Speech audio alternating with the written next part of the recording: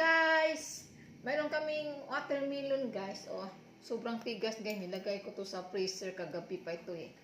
Ngayon guys, mayroon akong nakita sa Facebook guys na masarap na to gagawin ng ice cream guys. Oh, mayroon akong fresh milk. Ano to yan eh? Fresh milk. Yan dito daw ibuhos daw to. Ibuhos daw ito sa ibabaw ng watermelon. Tapos, kuskusin to daw guys. Yan. Kuskusin. Yan. Dagdagan pa natin ng guys. Dagdagan pa natin ng gatas. Kuskus. Ayan na guys, oh. Yummy.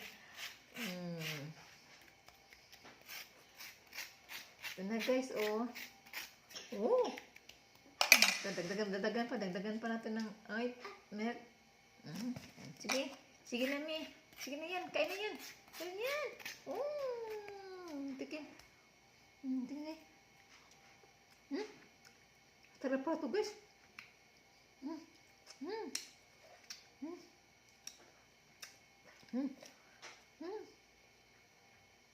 Asa watermelon og fresh milk. Sarap lang to ganito guys, oh. Pwede ka nang hindi ka bumili ng ice cream. Ito nang gagawin nyo guys. Yummy. Homemade ice cream. Yes. Ice cream guys. Dadagan pa.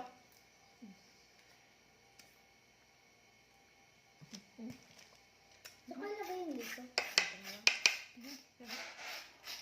Sarap guys, sarap. Sina, kuskus na nimi.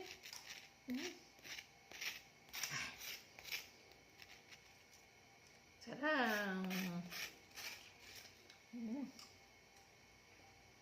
Sarap yan eh. Sarap daw, sabi niya ni guys. Parbadan pa. Konting Sarap. ay. Ay ka dyan. Ay, patapon na nga. Sige na, kuskus. Ay, naku, naubo ka na. Sorry. Kuskus. Malaki sa akin, oh. Sarap guys. Watermelon with milk ice cream.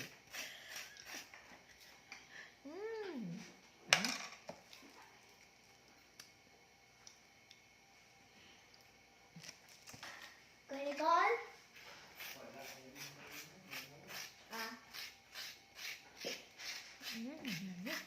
Hindi ito si Nicole kasi bumalik na yan sa barko eh.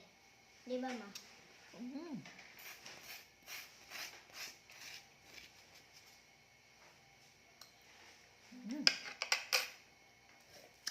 Big.